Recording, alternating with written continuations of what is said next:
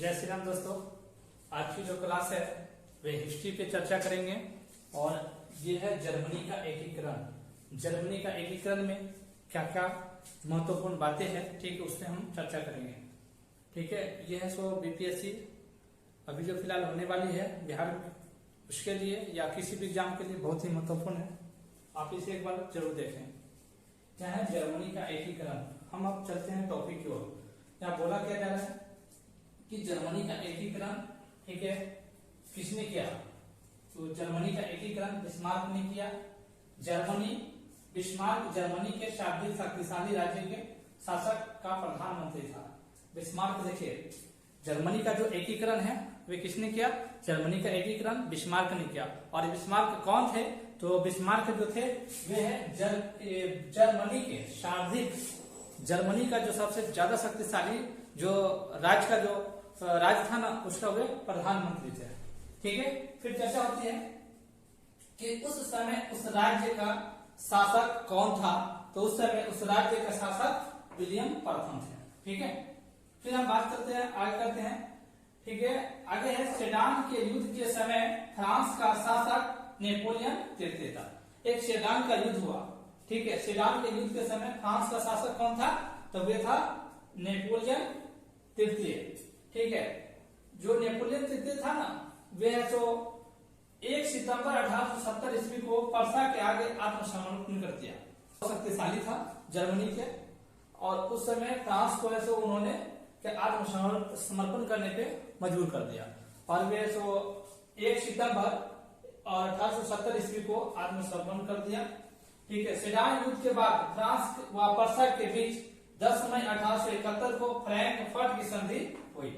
जब सेडान युद्ध समाप्त हुआ तो क्या हुआ? एक संधि हुई। वह संधि हुई 10 मई 1871 ईस्वी को। वह संधि किस नाम से जानी गई? तो वह है फ्रैंकफर्ट की संधि। ठीक है, फिर बात करते हैं हम आगे। बोला जा रहा है कि किस युद्ध के बाद जर्मनी का एकीकरण संभव हो सका? ठीक है, तो सेडान का युद्ध के बाद ही जर्मनी का एकीकरण संभव हो सका। ठीक है, आगे है विलियम प्रथम ने बिस्मार्क को बाजीगर कहा था। देखिए, बिस्मार्क को बाजीगर किसने कहा था? तो विलियम प्रथम ने बिस्मार्क को बाजीगर कहा था। ठीक है, आगे है जर्मनी में राष्ट्रीयता का संदेशवाहक, ठीक है, कौन माना जाता है? तो जर्मनी में राष्ट्रीयता का संदेशवाहक नेपोलियन बोनापार्ट को माना जाता है। आगे है जर्मनी के आर्थिक राष्ट्रवाद का पिता फ्रेडरिक लिस्ट को माना जाता है। जर्मनी का जो आर्थिक राष्ट्रवाद है ना, उसका पिता किसको माना जाता है? फ्रेडरिक लिस्ट को माना जाता है। ठीक है, आगे फिर हम एक बार फिर से हम इसे देख लेंगे। क्या है जर्मनी का एकीकरण। ठीक, इसमें जो महत्वपूर्ण है बिंदु सिर्फ हम उसी पर चर्चा करते हैं। यहाँ पे बताया गया है कि जर्मनी का जो एकीकरण है वे बिस्मार्क ने किया। बिस्मार्क जर्मनी के शाब्दिक शक्तिशाली राज्य के शासक का प्रधानमंत्री था। ठीक है, उस समय उस राज्य का शासक कौन था? तो विलियम प्रथम थे। सेडान के युद्ध के समय फ्रांस का जो शासक था वे कौन था? नेपोलियन तृतीय। ठीक है, जिसने 1 सितंबर 1870 ईस्वी को पर्सा के आगे आत्मसमर्पण कर दिया था। ठीक, सेडान युद्ध के बाद फ्रांस व पर्सा के बीच 10 मई 1871 को फ्रैंकफर्ट की संधि हुई। आगे है किस युद्ध के बाद जर्मनी का एकीकरण संभव हो सका? तो सेडान युद्ध के बाद। ठीक है, विलियम प्रथम ने बिस्मार्क को बाजीगर कहा था। जर्मनी में राष्ट्रीयता का संदेशवाहक नेपोलियन बोनापार्ट को माना जाता है।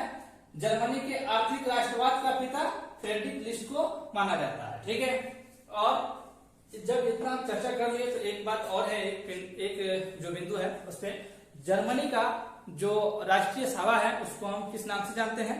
तो जर्मनी का राष्ट्रीय सभा को हम डाइट के नाम से जानते हैं। ठीक है, आई होप आपको ये वीडियो पसंद आई होगी। आप इसे लाइक और सब्सक्राइब करें। फिर मिलते हैं नेक्स्ट वीडियो में। जय श्री राम।